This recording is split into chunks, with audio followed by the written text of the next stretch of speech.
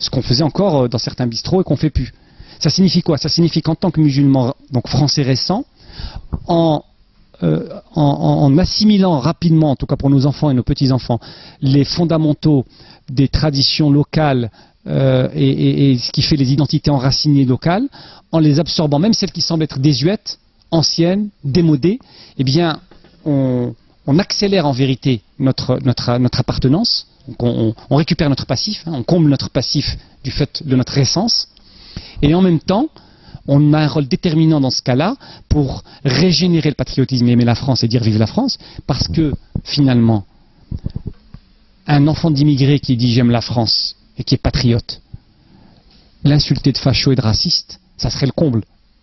Donc je pense qu'effectivement, de ce point de vue-là, au nom de l'islam encore une fois, parce que l'islam, même si effectivement l'idéal islamique califal c'est d'unifier des nations qui ont adopté l'islam comme système de vie, ce qui est cohérent quelque part, c'est-à-dire que l'idéal islamique d'unifier les nations musulmanes au sein d'un même État fort et puissant, avec un islam qui transcenderait ces nations, mais qui préserve les altérités, c'est-à-dire que même dans ce que les identitaires reprochent à cet islam soi-disant conquérant, c'est-à-dire que même dans le modèle califal, supranational, etc., il est supranational sans destruction des nations, puisqu'il préserve l'intégralité des altérités, et c'est le cas historiquement.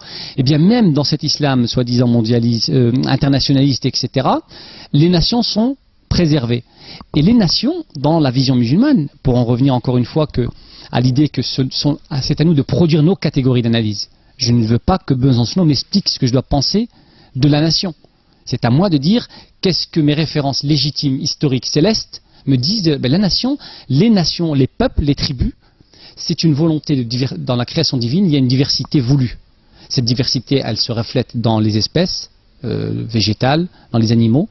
Et l'organisation de l'humanité qui provient, rappelons-le, d'un seul homme et d'une seule femme. Donc nous avons réellement un lien de fraternité humain avec le monde, mais pas une citoyenneté absurde, universelle, mais l'idée qu'on vienne tous du même homme et d'une même femme n'empêche pas non plus le fait que dans la théologie musulmane, la tradition musulmane, dans la volonté de création divine, Dieu a voulu une diversité des peuples, avec une finalité absolue qui est l'entreconnaissance. Et on ne peut pas s'entreconnaître entre peuples si on ne préserve pas nos différences. Et pour préserver ces différences, ça sous-entend un territoire, des frontières, une culture, des traditions, un enracinement. Donc l'islam, en tant que mode de vie, pour des populations minoritaires comme les nôtres, ne peut que aller dans le sens de préserver une nation avec son histoire, son enracinement, ses frontières, ses racines. Et donc, finalement, d'être patriote pour pouvoir préserver tout cela. Donc, pour moi, c'est complètement cohérent. C'est une conclusion après 20 ans de parcours associatif, après des années de questionnement. Mais j'en arrive aujourd'hui à cette conclusion. Et le pire dans tout ça, c'est que, comme le temps urge, on se doit d'imaginer les structures d'imaginer la structuration mécanique qui va permettre de faire descendre ces concepts purement théoriques vers du réel. C'est-à-dire à travers, quand je dis je m'occupe d'enfants et je fais du scoutisme, c'est parce que je crois que c'est une des voies qui nous permet de descendre ces éléments purement théoriques vers du pratique et du réel. Et moi je sais que les gamins que je gère au quotidien, et plusieurs fois par semaine, par mois, ils me le disent, quand ils entendent un nouveau mot en langue française, la première question qu'ils me posent, c'est de savoir est-ce que c'est du bon français ou est-ce que c'est du français médiocre.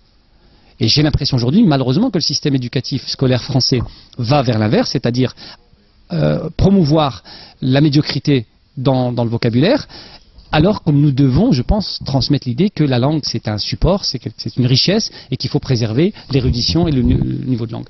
Donc voilà pour la question du patriotisme qui n'est ni du fascisme, ni du nationalisme de l'entre-deux-guerres qui est exacerbé et qui pouvait mener au conflit, mais qui aujourd'hui a priori, le cadre national étant le cadre a priori le plus efficace pour préserver les identités, pour résister au mondialisme.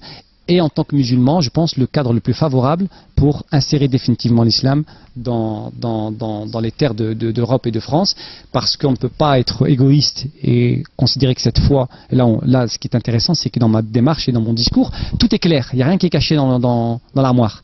Tout est clair, c'est-à-dire que je dis que c'est la voie la plus cohérente pour que l'islam soit connu en tant que religieux. Comme c'est une spiritualité universelle, tout le monde y a droit. au nom de quoi nous devrions conserver l'islam dans un carcan culturel et empêcher les Gaulois d'origine s'y intéresser. Les Français dits de souche ont droit aussi de s'intéresser à l'islam, de savoir ce que c'est réellement. Et c'est pas Patrick Poivre d'Arvor d'expliquer aux 20h ce qu'est l'islam. Pour la question de l'immigration, donc la question de l'immigration, c'est une question très sensible, comme vous le savez. C'est une question sur laquelle chacun est attendu au tournant. Le discours majoritaire veut que nous considérions que cette immigration est une fatalité qu'on ne peut pas discuter, qui est une nécessité économique absolue. Et moi-même étant le fruit de cette immigration, il est quand même assez contradictoire, assez difficile de pouvoir prendre une position qui est contraire à ce qu'on nous a appris. Parce que ce qu'on nous a appris finalement, c'est quoi? C'est qu'il y a une certaine histoire d'immigration en France, et je pense que la majorité des enfants de l'immigration, donc ceux qui ont vécu cet exil, donc nos pères et nous les descendants, deuxième, troisième, quatrième génération, mais majoritairement deuxième et troisième, puisque le quatrième il n'y en a pas autant que ça, je pense qu'on n'a pas conscience d'abord de ce qu'a été l'histoire de l'immigration. L'histoire de l'immigration, c'est d'abord une immense tragédie, et c'est une escroquerie monstrueuse. C'est une manipulation unique. Quand on étudie un peu comment elle a fonctionné, tout d'abord, il faut quand même rappeler que l'immigration, ça a d'abord été organisé par le patronat. C'est-à-dire qu'avant même que l'État français ne mette en place les structures d'organisation de l'immigration, de la main-d'œuvre, le système juridique qui l'accompagne, etc., déjà les patrons français, avant la Première Guerre mondiale et pendant l'entre-deux-guerres, avaient la possibilité d'organiser eux-mêmes l'arrivée massive d'ouvriers pour pouvoir compenser la main-d'œuvre manquante sur le sol national. Système classique des flux migratoires depuis toujours. Ensuite, ce qui est assez étrange, c'est que cette immigration, elle a fonctionné donc, notamment la plus importante l'après-guerre mondiale, l'après-seconde guerre mondiale, et elle a fonctionné globalement de façon massive, organisée par l'État, jusque, on va dire, le premier choc pétrolier, les années 73, et en même temps la guerre qui était liée à la guerre du Kippour. À ce moment-là, les décideurs politiques français, et ça c'est quelque chose que les jeunes issus de l'immigration ne connaissent mal ou ne connaissent pas du tout, et parfois même n'imaginent pas la réalité. À cet instant-là, plusieurs millions d'immigrés issus essentiellement du Maghreb et d'Afrique noire sont sur le sol national. Ils ont travaillé, et on oublie de dire une chose. Premièrement, ils ont effectivement amené parce qu'il y avait un manque de main-d'œuvre, mais aussi parce qu'ils permettaient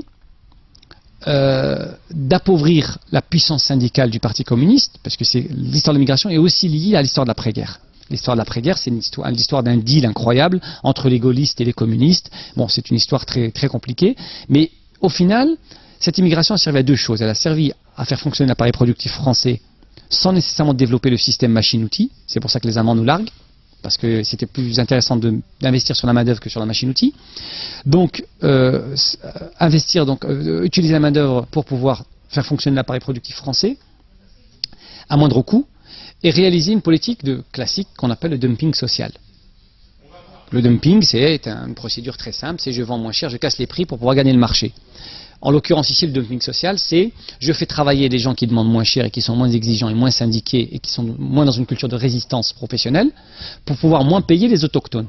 Et c'est comme ça que ça a fonctionné. On peut retrouver des vidéos où des gens comme le patron de Bouygues, quelqu'un qui dirige un groupe aujourd'hui mondialisé, etc., qui nous fait l'apologie du pauvre immigré qui doit ramener sa famille, etc., qui travaille bien. Et à l'époque, il disait, donc il y a des vidéos de l'Institut national de l'audiovisuel des années 70, au début des années 70, où il dit dans une émission de télé, qu'il a l'un des 80%, 85% de son personnel à l'époque était constitué d'immigrés. Cette histoire de l'immigration est d'abord économique, et si elle devait rester économique, comme on le dit, puisqu'aujourd'hui on dit par nécessité économique, il faut encore en ramener, on aurait dû, naturellement, en termes de décision politique logique, dire, puisque l'appareil productif est arrivé à ses limites de rémunération de cette main-d'œuvre, puisque nous sommes en crise, naturellement, le politique qui est un homme raisonné, qui prend des décisions non affectives, il aurait dû mettre fin au contrat de travail